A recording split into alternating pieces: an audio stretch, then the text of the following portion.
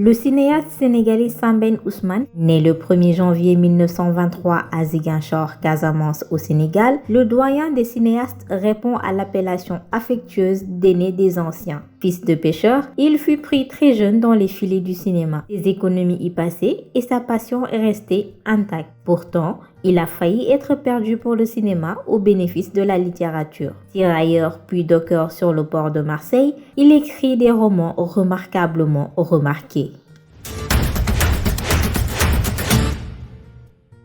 Originaire d'un village de Casamance, Sembène Ousmane fait partie des tirailleurs sénégalais mobilisés par l'armée coloniale française pendant la Seconde Guerre mondiale. Arrivé clandestinement à Marseille en 1946, il y travaille comme maçon, puis docker. C'est à cette époque que le jeune homme engagé, il milite à la CGT, découvre le cinéma et la littérature. Devenu écrivain, il relate son expérience d'immigré dans le Docker noir, son premier roman publié en 1956. Désireux de se faire entendre par le plus grand nombre, Ousmane Sembène, bientôt quadragénaire, choisit de s'exprimer à travers le cinéma. Après avoir consulté André Bazin et Georges Sadoul, il part étudier le 7e art à Moscou. En 1963, il signe son premier court-métrage, Borom s'arrête, qui décrit le quotidien d'un charretier à Dakar. Il passe au long 3 ans plus tard avec La Noire 2, l'histoire d'une domestique noire maltraitée par ses patrons blancs. Couronné par le prix Jean Vigo, ce film est le tout premier long-métrage produit et réalisé en Afrique noire.